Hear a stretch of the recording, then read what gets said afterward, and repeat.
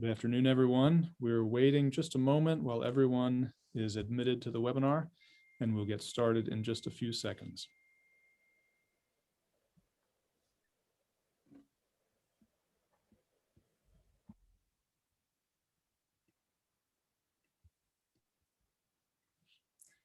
Good afternoon. Welcome to the Providence College Humanities Forum.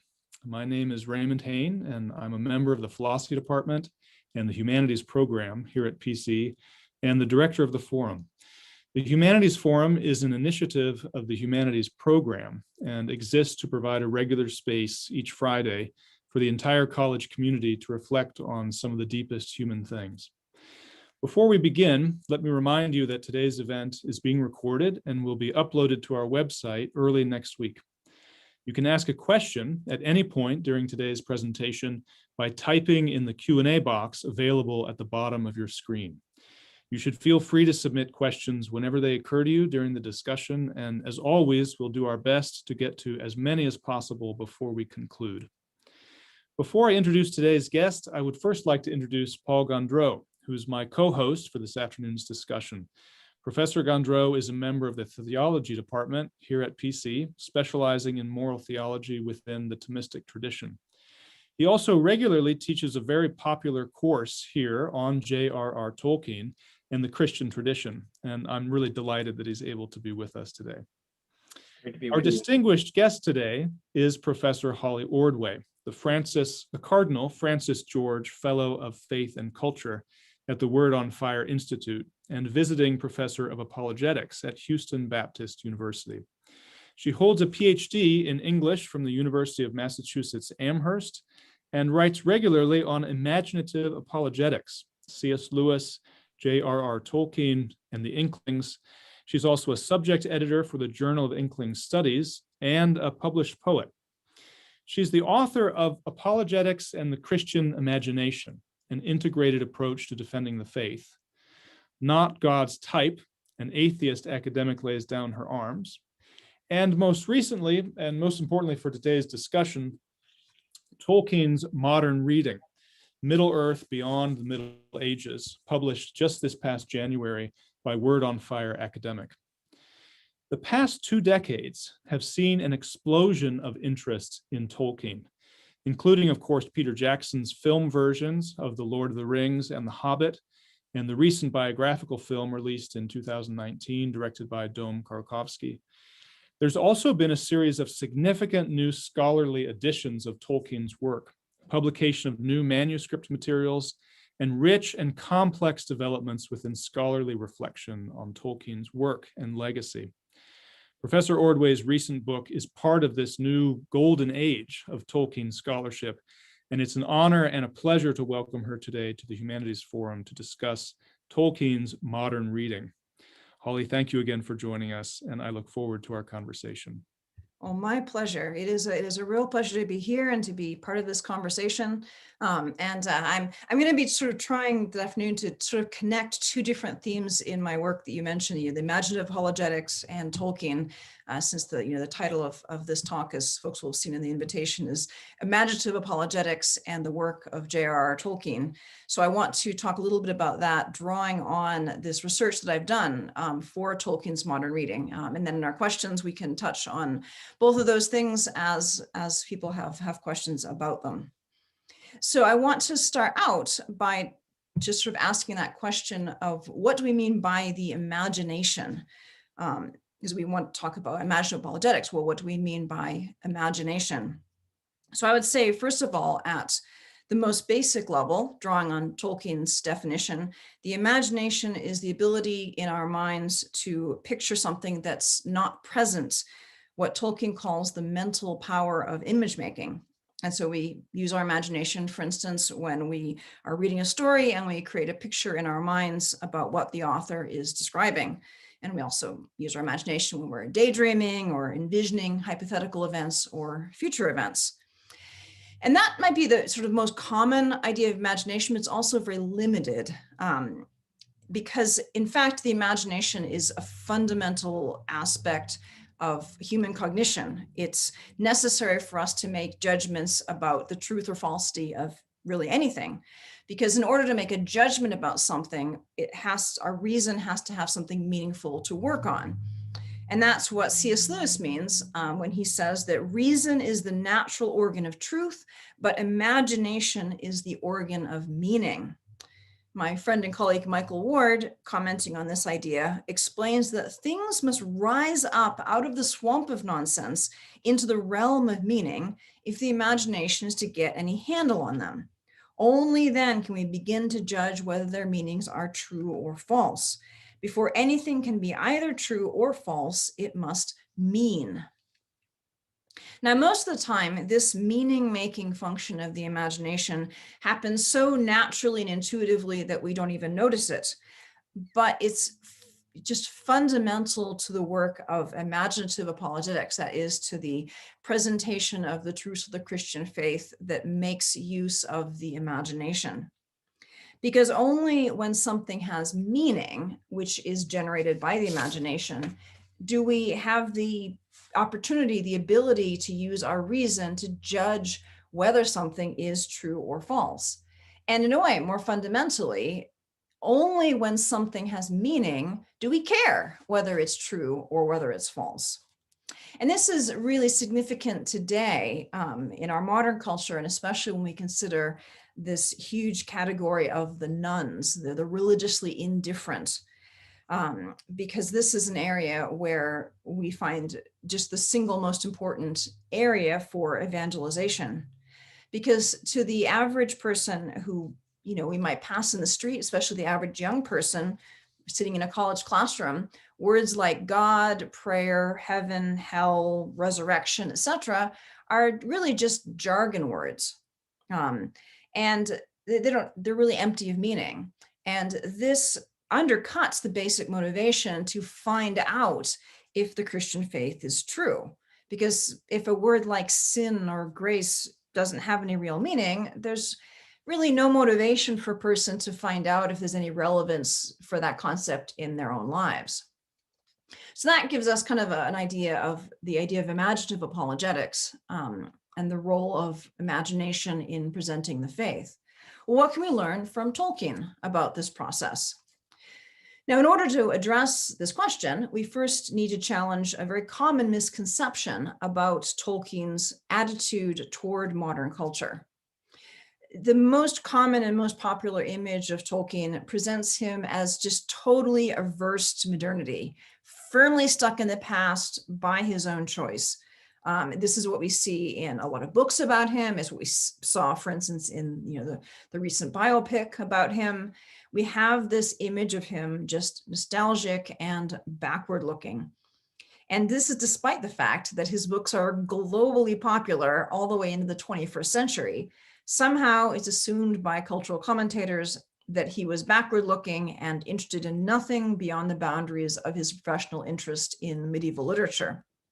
And his biographer, Humphrey Carpenter, even went so far as to say straight out that he took no notice at all of modern literature, that he read very little modern fiction and took no serious notice of it.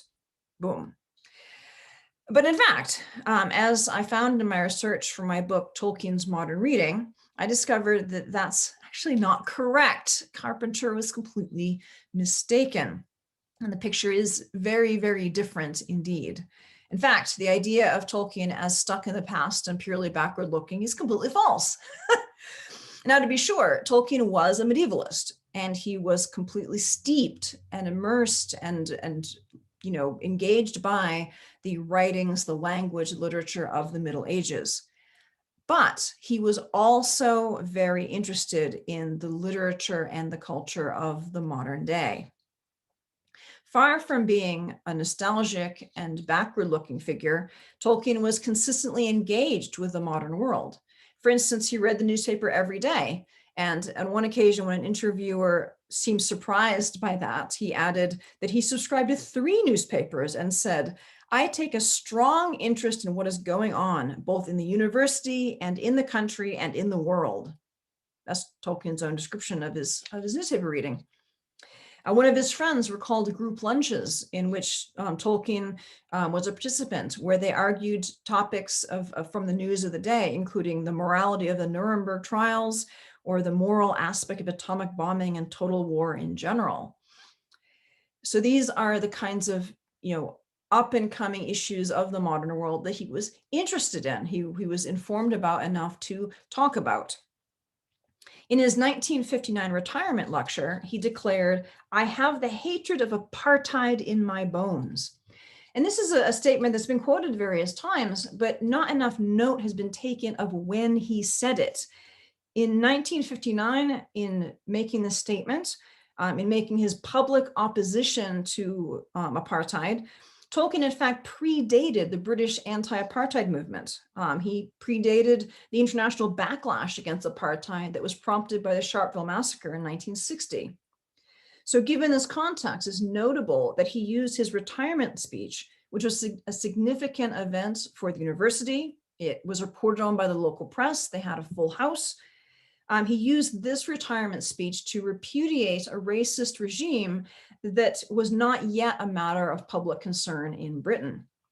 And in the lecture, although he immediately shifts back to academic issues, Tolkien was quite savvy about academic politics, and he would have been very well aware that his audience would pick up on this comment and note it as a political statement. As another example, Tolkien was a willing and even an enthusiastic adopter of modern technology. And this may seem startling at first. Tolkien and modern technology, what? But he used that newfangled device, the typewriter, not only for mundane tasks like letter writing, but also for preparing manuscripts, both as an academic writer and as a creative writer. And this is, in contrast, something that his friend C.S. Lewis simply refused to do. Lewis used a dip pen his entire life and refused to touch typewriter. But Tolkien, in fact, owned several different typewriters, including one with fancy keyboards for philological symbols. And Tolkien is also intrigued by the potential of audio recordings and the radio, two technologies that, again, were brand new in his day. Now today, things like typewriters and tape recorders may seem old-fashioned and hardly worth describing as technology at all, but in Tolkien's lifetime, they were at the cutting edge of technology. They were at the cutting edge of progress in personal communication. So I venture to say that if Tolkien were alive today, he'd be willing to have an event like this to talk by a webinar. It's the kind of thing that he did in his day. He was an early adopter of technology that allowed him to do his teaching, his writing, his academic communication more effectively. Now, the key is that Tolkien strenuously objected to abuses of technology, but he didn't find technology itself to be evil in and of itself. So, for instance, he actually admitted in an interview that he enjoyed driving and riding in cars, thought that was great. What he objected to was the destructive habits of road builders who blasted through the countryside to put roads everywhere. So much more nuanced than we have typically taken him to be. His social circle is often claimed to be very narrow, focusing on the male-only Inklings group.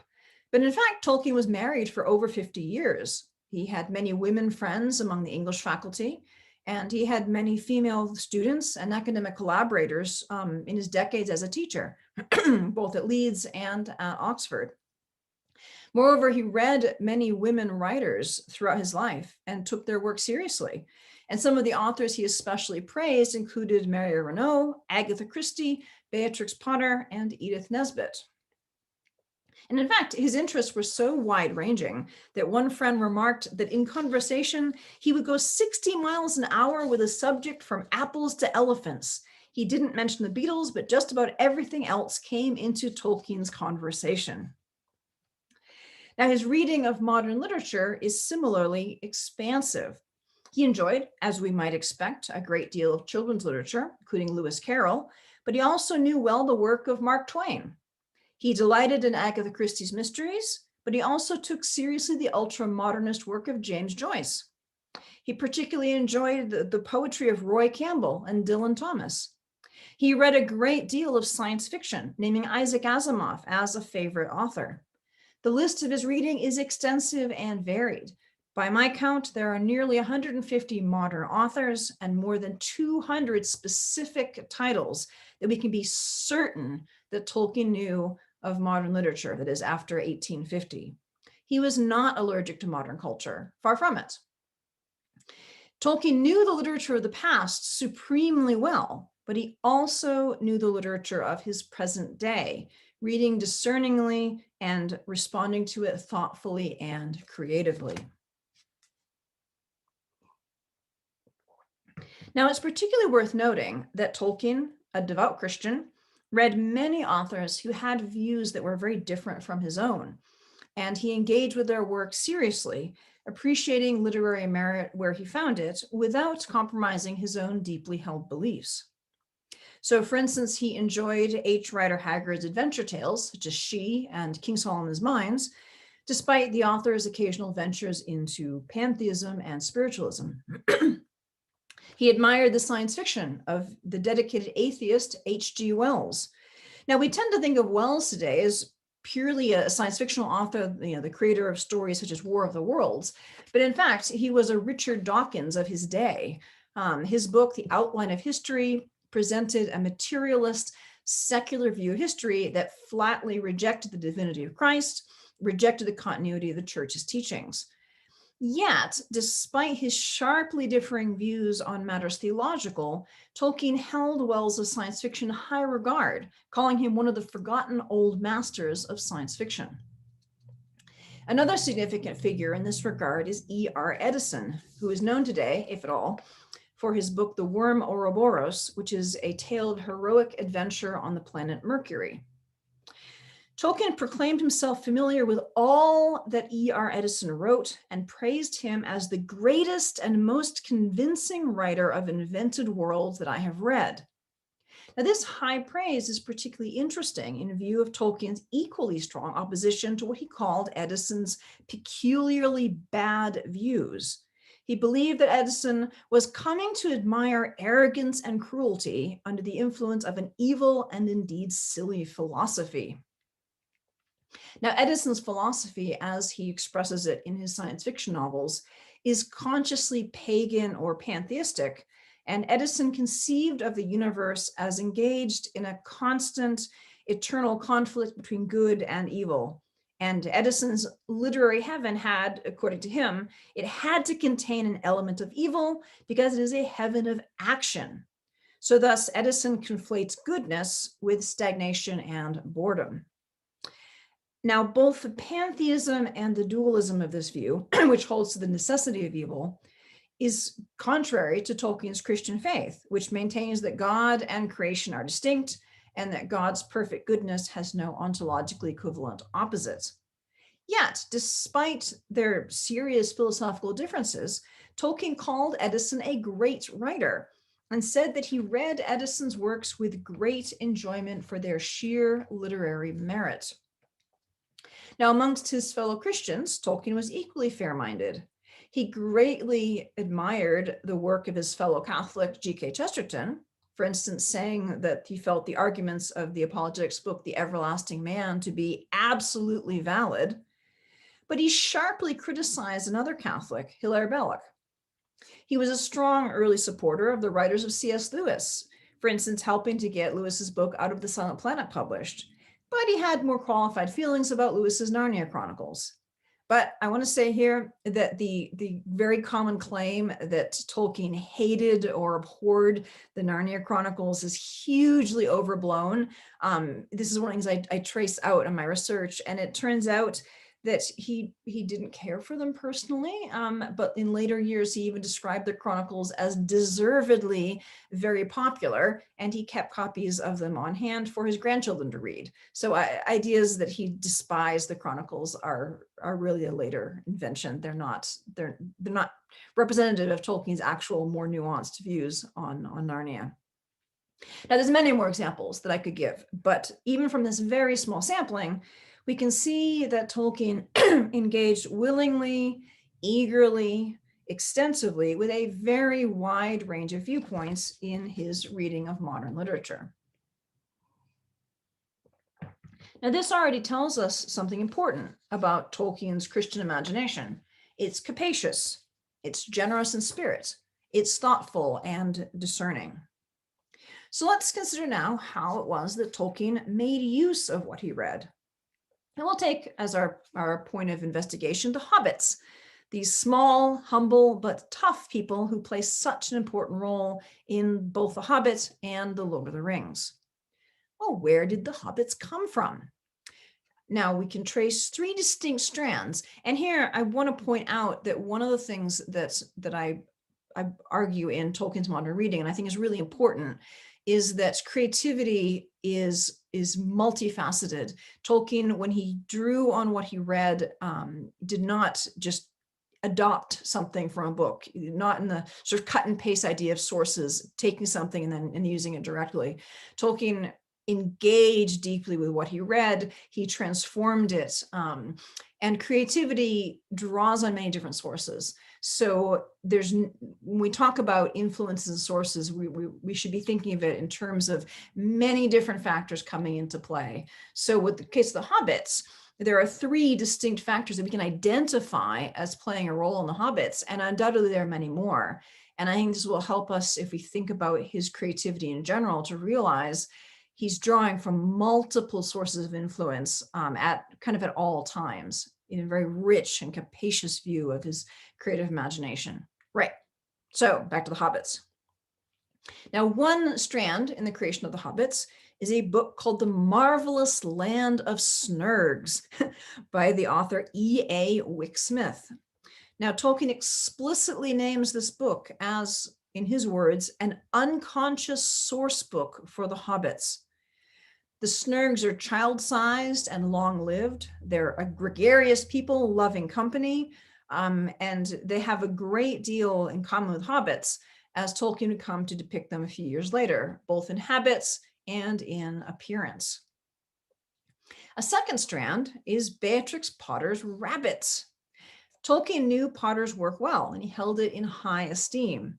C.S. Lewis once remarked that he and Tolkien have often played with the idea of a pilgrimage to see her at her home in the Lake District, and pictured what fun it would be to shoulder aside the mobs of people who want to show you all the Wordsworth places with a brief rejoinder, "We are looking for Miss Potter."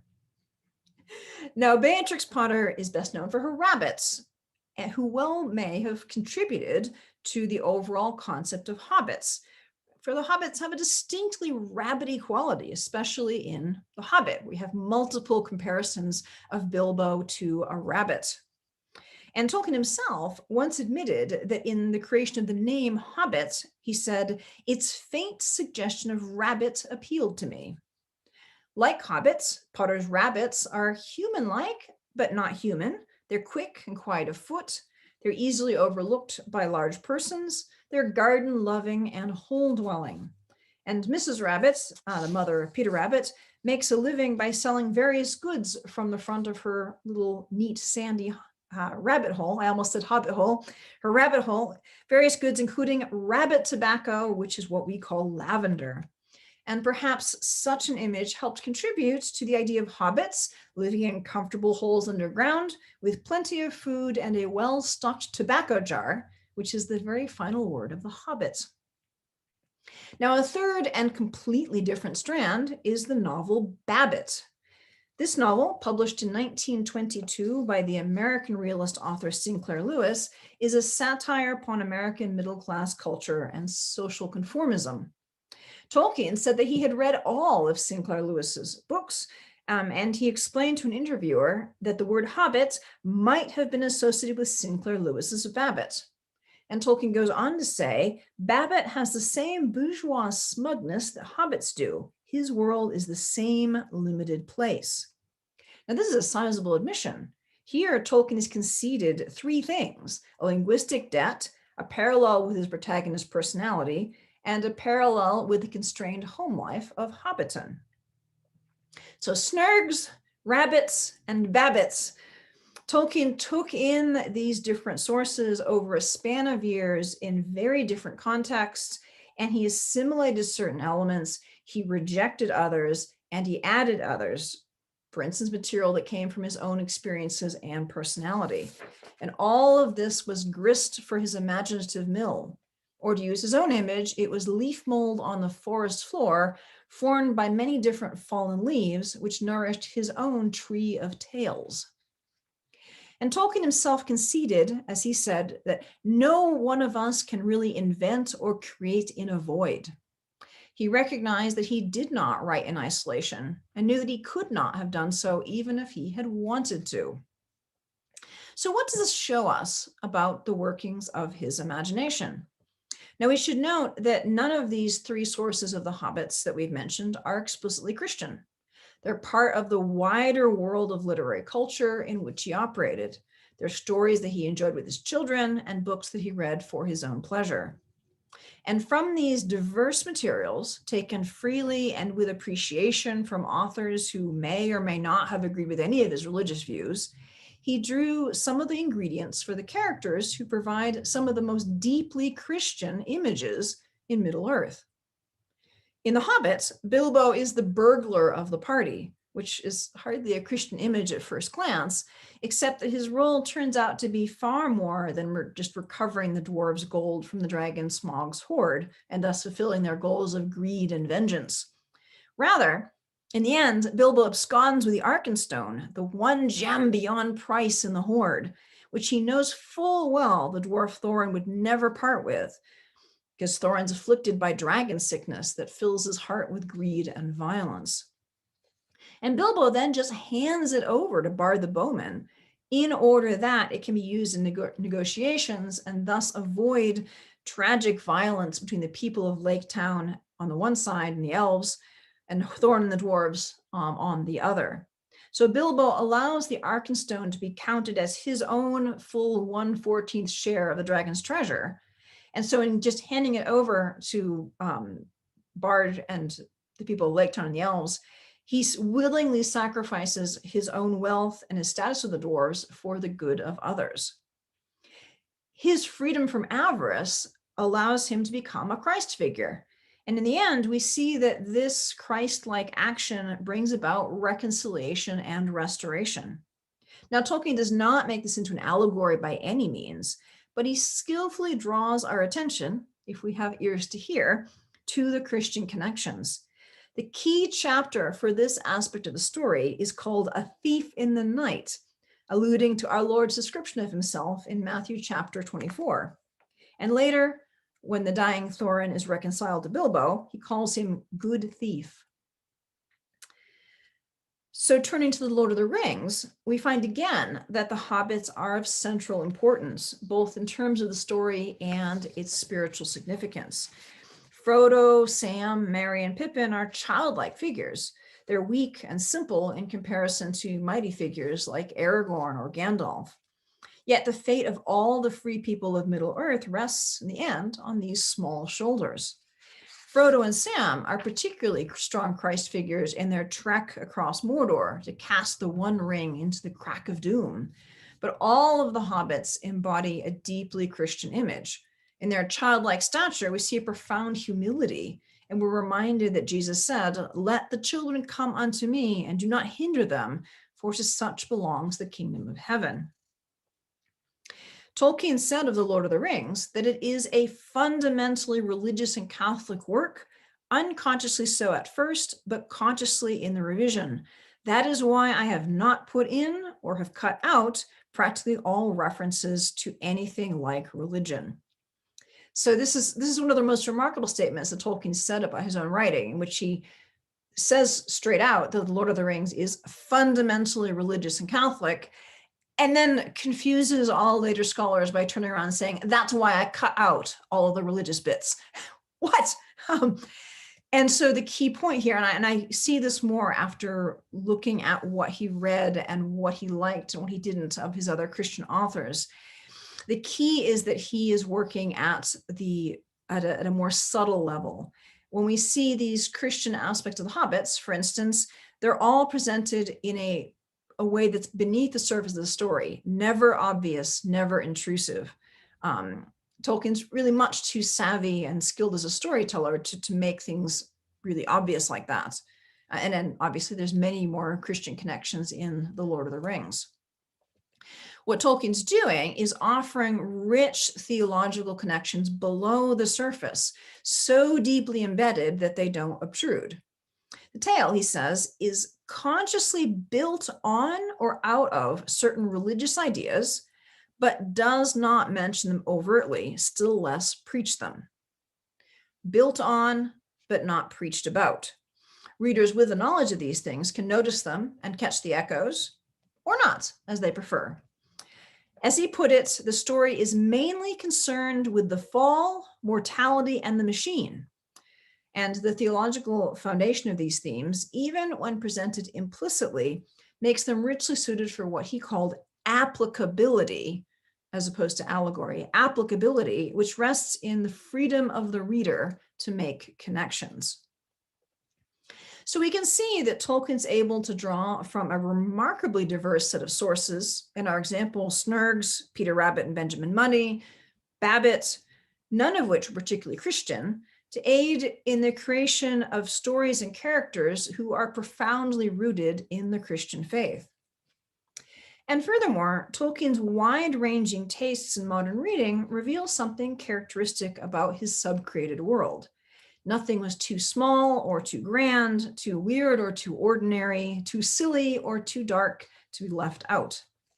And so he shows us the value of reading widely, finding what's good and true and beautiful, not just in works written by fellow believers, but by authors whose philosophical and religious views are contrary to our own. Tolkien did not, by any means, feel obliged to agree with everyone whose books he read. Far from it. He didn't even feel obliged to agree with the people in his own tribe. But this did not stop him from reading their work and taking it seriously. And he also shows us the value and the importance of reading charitably and with a generous spirit. Tolkien could certainly be curmudgeonly if he took against an author or a book, but his reading as a whole shows his willingness to allow himself to be challenged, to enter into different points of view. And he shows us that this wide-ranging charitable exploration of modern culture can and should result in a creative, transformative engagement with it. Tolkien did not ignore the problems of the modern world, such as war, doubt, suffering, ecological destruction, totalitarianism. Rather, he made a profound response to it in the form of the Silmarillion, the Hobbits, and above all, the Lord of the Rings. And I would add that perhaps most importantly, Tolkien shows us by example the value of an honestly lived faith. He experienced great suffering in his life, the loss of his father as a young child and his mother as a boy, serving in the trenches of World War I, a conflict in which most of his close friends were killed, putting up with chronic illness, living through World War II, in which two of his own sons served in uniform. He didn't have an easy life. Yet through it all, he kept a strong and sustaining faith in Christ. And it's this confidence and trust, I would suggest, that helped him to make the Lord of the Rings deeply Christian, even while deliberately making that religious element hidden, subtle, and operating below the surface of the story. And that brings us back to our connection with imaginative apologetics that I mentioned at the beginning of this talk. If we are to transform modern culture for Christ, we'll do well to take a lesson from this Oxford professor, the inventor of hobbits, to root ourselves so deeply in Christ that we can boldly and with confidence explore the wide world of our modern Middle Earth and find ways to proclaim its King. Thank you. Now I hope we will have lots of questions and talk about things. Holly, thank you so much. What a rich kind of overview of this book, which I'm really grateful for and have learned a lot from. Just a quick reminder to those in the audience, please feel free to type questions whenever you're ready, and we will integrate them into our conversation over the next 25 minutes or so. I'd like to give the first question to my colleague, Paul.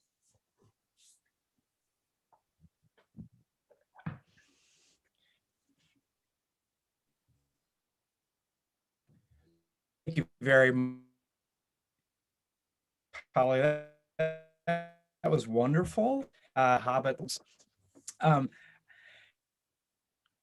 you mention often in your book, you talk of small c, Catholic meaning, of course, universal. And I'm just wondering, you've noted, you've touched upon Tolkien's Christian Catholic faith. How much was his Catholic faith, Catholic with a big C, what did that play a role in his imagination? I'm thinking here of an Augustinian strain, perhaps. In the Confessions, Augustine talks about taking the spoils of Egypt when he's referencing the role that Neoplatonic philosophy played in his own conversion, and he likens it to the Hebrews taking gold and silver objects with them from Egypt when they were liberated, because anything that's beautiful and good belongs to God and thus belongs to his people. So how much, therefore, it was his expansive imagination, his own, as you call it, his imaginative leaf mold? How much was that leaf mold? How much did it feed upon, or did it flow from his Catholic faith? Well, I think his overall view, his willingness to engage with it, certainly, I think, comes from his Catholic faith. I think that it gave him the confidence to step out and to do that, to realize that, anything that's good, true, and beautiful reflects God's goodness, truth, and beauty. So, go ahead and engage with it. There's a kind of fearlessness in that I do think is deeply rooted in his Catholic faith. And I think, one of the things that's sort of tying into my research for my next book, which is going to be on his Christian faith, I think that a significant influence for him is actually the Oratorian spirituality, the Oratorian fathers who played such a big role in his youth and indeed his whole life, because the Oratorians are specifically engagers with culture. Their mission, their charism is to use the arts in evangelization and the faith, especially music. But I tend to think that vision, that idea of using the arts to engage with people to help draw them into the faith, received at an early age, I tend to think that helped to sort of set the foundation for Tolkien's willingness to engage with these things in his own reading and in his writing. I'm hoping Paul's internet connection Right, is a little you. unstable, I think, but hopefully he'll be back with us. Holly, I'd like to ask a question that brings a couple things together that's in your book from a couple different places. And this is a question about the importance of Tolkien's modern reading overall, for him, for his imagination, for his writing, for his life in certain respects. And you say, I'm going to read around a couple passages here. This is at the very beginning, the first chapter. And you say this: given his professional work, as well as his personal interests, his modern reading is undoubtedly a relatively minor element in the total picture, given his interest in the Middle Ages, his professional work, and so on. And it's a comment you repeat on the last page. Right before the very last paragraph, you say, we readily concede that it's a relatively minor role, all things considered, but it matters. Now, I want to push on this a little bit, and let me talk about, the very last paragraph, which gives, and for those of you in the audience, let me tell a little bit about this story. It's a beautiful ending, I think, that you give us. Tolkien is downstairs working away on a picture of Rivendell. It's late at night. He was notoriously something of a night owl. His son, Christopher, who's young, I don't remember just how old he is, but he's a pretty young boy. He comes downstairs. He's worried. Why is his father awake? Is he okay? He comes downstairs. His father comforts him. And Christopher lets drop one tear. And the tear lands on the painting. And Tolkien works it into the paint, instead of being upset at his son, he works it into the drawing. Really quite a moving image. Now, I take it you end with that story, partly because, now correct me if I'm wrong, but you could think of that tear as a form of modernity, something that is integrated, that is worked in, that becomes integral, and that is something deeply human, something of flesh and blood, our own flesh and blood, as you describe in the paragraph. And let me just here, I know this is a long setup, but let me read one last little passage from Tolkien that you give us. This is the bottom of this is page 20, but you're talking about Tolkien as an interpreter of tradition. And Tolkien says, he really has this remarkable passage where he says, "That's what I always wanted to do.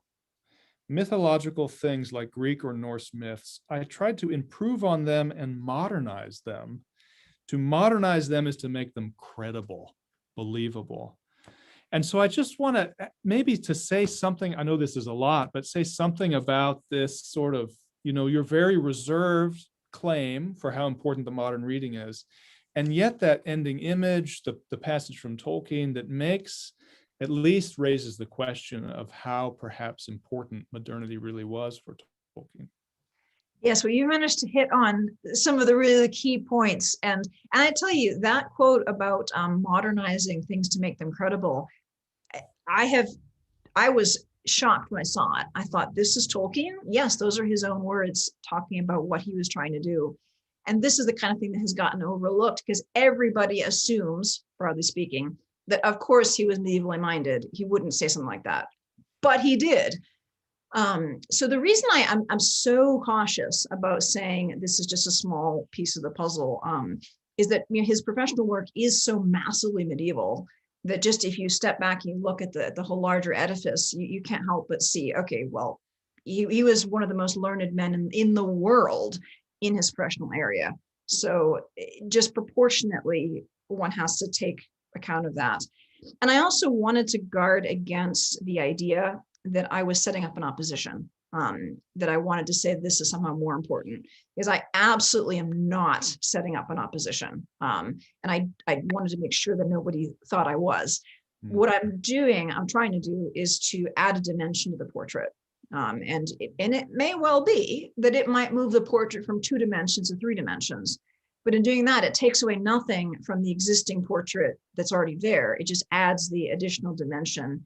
And I think helps make what's already been done more, more relevant. You can understand better his medieval work, I think, if you also understand his engagement with modernity. It's so I'm very deliberately trying to contextualize this as a both and not an either or, that what we understand of his modern reading and his engagement with modernity is massively more than we thought before. Because before, with a few minor exceptions, people have thought that he had no real engagement with modernity. Yes, there have been some scholars who've realized this wasn't the case, but even they didn't put the whole picture together. But again and again and again, when you look at biographies, when you look at even academics writing about Tolkien, they've just taken Humphrey Carpenter's line completely, not unreasonably. He was the authorized biographer. You trust him unless you have reason not to, which now we do, and assume that he didn't care about anything modern. So then in bringing in this modern aspect, it radically revises the view, I think, but it does so by adding this whole layer of new depth and texture, I would say. Yeah. You might be more modest than you deserve, Holly. You say at one point that it moves Tolkien perhaps into the timeless, from a kind of time-bound antiquarianism into something timeless. And I suppose in one sense, that's just adding to something that's already there to give it a third dimension. But it feels to me, what you present feels to me as, in certain respects, a revelation. It helps you reread everything that he's written in certain respects, I think.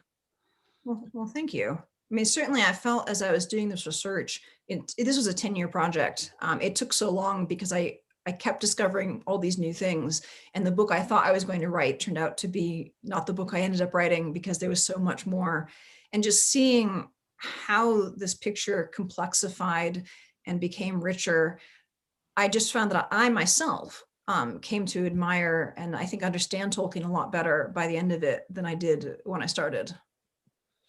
I have a question from Dave O'Connor, who is a philosopher at the University of Notre Dame.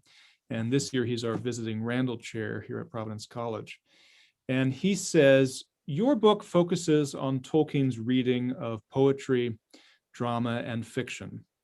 No doubt you also came across much evidence, or perhaps lack of evidence, about his reading in literary criticism or aesthetics. Did you come across evidence of his reading Walter Pater, especially Pater's essay on William Morris's poetry and medievalism? I'm afraid I didn't. And this is partly since I did focus really quite tightly on fiction, on literature. Given what turned out to be the scope of the project, I kind of had to resolutely close my eyes to things that were nonfiction. Nope, not going there. So I don't know. I don't know that what there is to be said about this. I know that I didn't come across anything specifically about that line of literary criticism. Doesn't mean he didn't read it, but I didn't come across anything along those lines. Paul, I'm glad you're back with us. We Yeah. lost you for a second. I'd love to give you a chance to follow up. I'm not sure if you heard all of Holly's answer or would like to ask a second follow-up question. Yeah, my apologies. I had to restart my computer because of the connection issues. So I did miss her answer to your question, Raymond. It was a wonderful question, but I did catch her answer to my question. I have another more very general question, which will seem a little snarky, but it's not intended to be that. It's really meant to allow you, Holly, to just give you the opportunity to underscore the kind of cash value, the bottom line of your research. And that is, why does it matter? Why does it matter that Tolkien has such an interest in modern literature, contrary to the image that his biographer has presented to us and from others? Why should we care about this? See, I love this question actually, because I think it's an important question. And this is something that I wrestled with really quite from the start of the project, because Tolkien himself has some fairly stiff words about reductive source study. And as you know, we don't have to take into account an author's views when we write about the author, but I respect Tolkien. And so I wanted to, what does he say about source study? I don't want to do reductive source study. I don't want to be cutting open the ball to find the bounce. I want to make sure that I'm engaging with this kind of well. And for me, that question has always been, why should we care? And I think this kind of gets back, and it touches on something that Raymond said, just a moment ago, this timelessness, because really the question that got me started in this project back 10 years ago was, how do we account for the Lord of the Rings? Because here we have a book that people often think of as being purely medieval. You have a pre-modern world, you've got wizards and, dwarves and elves, you got all the trappings, you got quest, you got all the trappings of a standard medieval tale. And partly we associate this with medievalism because of all the copies of Tolkien that came after him that then just picked up on the surface elements, which is another thing. So how is it that this story is so powerful that it gets translated into dozens of languages, Turkish and Albanian and, and Czech and, Japanese worldwide? It's hugely popular and the popularity is only increasing. How is it that books like the Silmarillion, which is not an easy read, hugely popular, how do we account for this? And I just found no satisfactory answer for that question. And I think it has to do with what I eventually, said is his sort of timeless quality. Bill Fliss, the archivist at Marquette, in his work with Tolkien fandom, said that he has found that reading of Tolkien is what he calls transgenerational. It's picked up anew in every generation. This is kind of remarkable. So how do we account for that? And I think that that's a question worth asking when you have an author who is obviously speaking so powerfully to the modern day, speaking so powerfully to people's needs and, interests and to the issues of the modern world. How do we account for that? And so I think understanding the role that his modern reading played in that and the way that it relates to his medieval reading, I think it's important because it helps us start to understand the creative process that gives us this timeless, transgenerational, globally, and diachronically powerful book. It helps us to understand what's going on with that. Wonderful. Thank you. I have a question from Father Michael Weibley, who's a Dominican here at Providence College, and he's going to take us to the movies. He says, thank you for your presentation. To ask something particular, what do you believe the Lord of the Rings films miss or add in the imagination of Tolkien as you present it? What might be a significant example from the film and the books? Oh, that's an interesting question. I'll start by saying that I think that the Lord of the Rings films, I like them. I think on the whole, they're well done. We will not speak of the Hobbit films. We will pretend they don't exist. But the Lord of the Rings films, I think, especially the extended editions, I think are well done. I think they, for the most part, they do bring to life a lot of Tolkien's vision. They miss certain key things. One of them is the Catholic element, which I think gets more sort of pushed aside. We don't see that as coming through as much as it does in the book. And I also think that Jackson's view of the hero is off. For instance, Faramir gets a short shrift in the films. In the book, he is able to not be tempted by the ring. He says, if I saw it on the road, I would pass it by. And that's correct. He lets Frodo and Sam go onward in their quest. We see a morally sound, healthy, morally sound person who's able to do the right thing and not be tempted, be tempted, but not give in to the temptation of trying to grasp after power. And in that, he becomes a powerful contrast to Boromir, who does fall, who, convinces himself that it's for a good end, but then grasps after power and, in a very destructive way. And that's messed up in the films. Jackson, I think, just isn't able to take the step of recognizing the kind of wholeness and moral health that allows a character like Faramir to exist. And I think that he dwells a little bit too much on sort of the angst of say Aragorn. And this is an interesting question, I think, because there's a lot of self-doubt in Jackson's Aragorn, much more than there ought to be. He becomes too much of an angsty modern hero. But Tolkien's Aragorn is not the cardboard hero figure that people often think he is, that I think Jackson thinks he's correcting from that. Because Aragorn is, in fact, very psychologically modern. I think he draws a lot, as I argue in Tolkien's modern reading, from heroes like Richard Hannay in John Buchan's novels.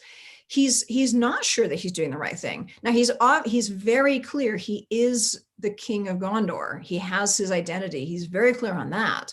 What he's not so clear on is his in day-to-day decisions. Should I go after Frodo? Should I go after Pippin and Merry? And things go wrong, and he's not sure whether he's made the right decision. And that's very psychologically realistic.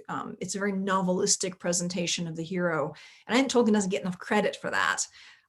So Aragorn in the films is kind of half and half. He's in some ways, Jackson gets some of the psychological realism that Tolkien generally puts in, but he also has the existential doubt, which Tolkien doesn't have in his character. Yeah, I totally agree with that assessment of the movies. Let's not even talk about The Hobbit, but for all the good that one can say about the Lord of the Rings movies, what he does with Faramir is totally right. Speaking of Faramir, I'd like to ask you a question and see what you have to say about this. In his letters to his son, Christopher, when he's writing The Two Towers, he says to Christopher, guess who showed up out of Ithilien? Boromir's brother, Faramir. I wasn't expecting him, and I kind of like him. So, right. So he says this, and then elsewhere in his letters, and you note this in your book, that Tolkien speaks of his less creating and more reporting when he wrote The Lord of the Rings, that he became consciously aware that he was recording a story that he's not inventing himself. What did he mean by that? Would you care to address that? Yeah, this is a really interesting thing because the way that Tolkien talks about his own creative process is quite interesting. And this gets into certain questions that I do also address in the book about Tolkien's mode of expression, that he tends to be very hyperbolic on the one hand, very unstated on the other hand. He's not straightforward. You've got to see context to understand what he means about things, because yeah, he overstates for effect very, very readily. And I think that is partly what's going on when we talk about, when we see him talking about, I didn't create, I just discovered, that kind of thing. I think he's talking about a way of perceiving his own creative process and slightly overstating it for effect. Now, later in his life, he's answering so many fan letters from people who basically take Middle Earth as a real place, effectively. Later in his life, he becomes more likely to talk about Middle Earth as something he has discovered rather than invented. I think that is partly out of just the habit of treating his secondary world as a created thing. But when we get to the time period that you're thinking about, Tolkien's got a curious mix of the way that he speaks of his own creative process. And I want to draw an example that is actually in Tolkien's Modern Reading about the way that he talks about the Ents, the tree folk, because he writes of them that they just kind of waltzed in, the Treebeard appears, and where did these people come from? And on the surface of it, it sounds as if they were a prime example of discovery rather than invention. They just kind of walk in and he doesn't know where they came from. But in some of his notes for The Lord of the Rings, that's included in the History of Middle Earth, he has a page of notes about Treebeard, and he writes the question about whether the tree folk are Hnau, H-N-A-U. And when I saw this, my ears perked up, because that word it's an invented word, and it comes from C.S. Lewis's book Out of the Silent Planet. And the word Hnau is Lewis's invented word in the Martian language for a rational, moral being. And Tolkien, and the dating is perfect, because Tolkien has read the manuscript of Out of the Silent Planet. He's recommended to his publisher. He loved it. He was very enthusiastic about it. And here we have Tolkien using the word Hnau, Lewis's word for this, a moral, sentient being, doesn't have to be human. He's using the word Hnau to think through what kind of being is an Ent. Is it a morally responsible being, or is it not? And this helps to account for the fact that at first he's not sure whether Treebeard is a good guy or a villain. And I think it helps understand his distinction between the Ents and the Huorns, because the Huorns are not Hnau. They're sentient, but they're a little scary. They might do something bad to you if they're not shepherded by the Ents, who definitely are Hnau. So I think this is a kind of a glimpse into the fact that he's taking in concepts and ideas and images. He's also taking the word Ent from Anglo-Saxon.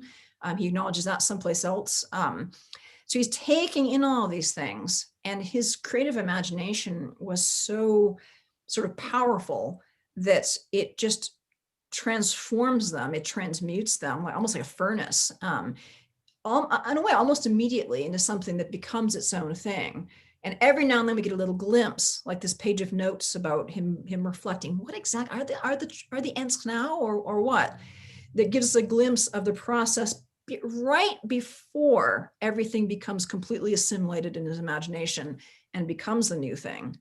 And I think that when he speaks of his characters, for instance, as if they just walked in, I think he's speaking of them kind of in that moment after there's been that sort of transmuting moment when they have come to life, which I suspect for him was a very powerful moment, when they shifted from the amalgam of sources to becoming Faramir, becoming Treebeard, becoming whomever.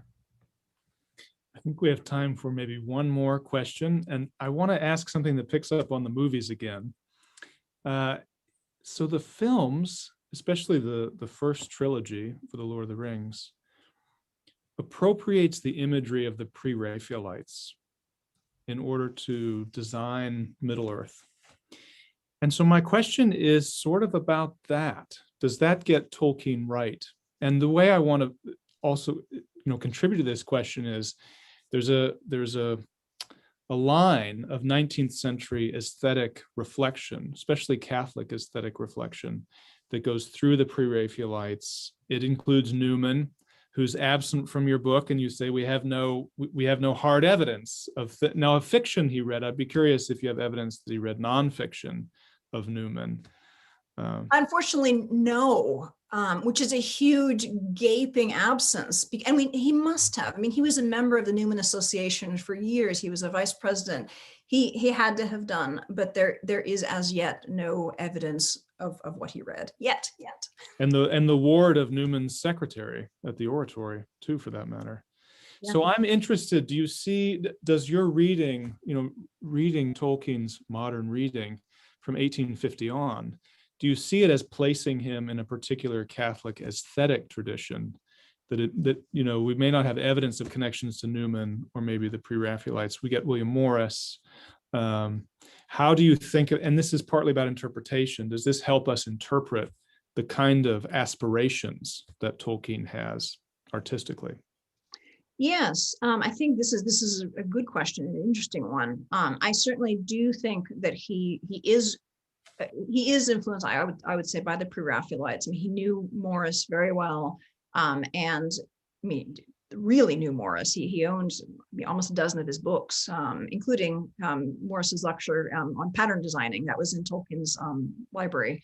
So we know that he was familiar with and interested in not just Morris's fiction, but in Morris's aesthetics. And Birmingham was a hub of the arts and crafts movement. At Exeter College, there's designs by Morris in the chapel. So we know that he was connected with and interested in this. We also know that in his youthful club, the Tea Club Barovian Society, the TCBS of his friends at the Canterbury School, was really intentionally, in some ways, modeled after Morris's ideas about the sort of pre-Raphaelite brotherhood. So Tolkien was very keen on that sort of idea of that Morrisian idea. So we know there's a connection there. And I think because he owned this book by Morris and pattern designing, I think we can see a connection. And Tolkien's own art, if you look at his designs in particular, his designs, really you can, I think, see a connection to a lot of the sort of the Morrisian arts and crafts motifs. So I think there is definitely a connection, aesthetically speaking.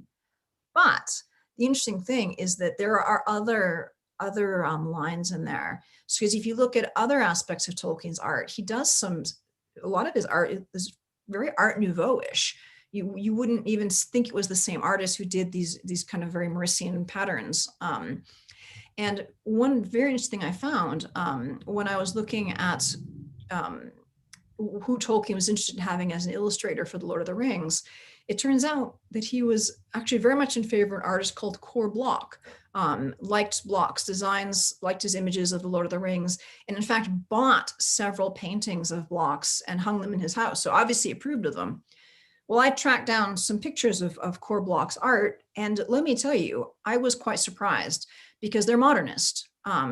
They're blocky, they're square, they're shades of brown and gray. And if I didn't know for a fact that Tolkien liked Bloch's art, that he suggested Bloch as a possible illustrator for The Lord of the Rings, and that he himself bought some of these paintings and hung them in his house, I would have put Cor Bloch's art in the category of, oh, certainly Tolkien would have hated it because it's totally not what you would expect. It's at the other end of the spectrum from something like, Burne-Jones or whatnot. They're completely different. And yet we know that Tolkien liked and appreciated both of them. And so I think that kind of thing is a reminder that his aesthetic preferences were much more capacious than we tend to think. And even after you get to know him, he's still full of surprises, which is perhaps the one big takeaway that I had from my research, that one of his who wrote about him, Clive Kilby, who visited with him for a summer and attempted to help him with Silmarillion, said he was like an iceberg. that there was the brilliant part you could see above the surface, but he was aware that there was so much below the surface as well. Mhm. Yes, that's Tolkien. Thank you so much for being with us today. I thank you in the audience for joining us. Paul, thank you for helping me host this afternoon. Holly, it's been a real pleasure. Thanks so much for joining us. Oh, my pleasure.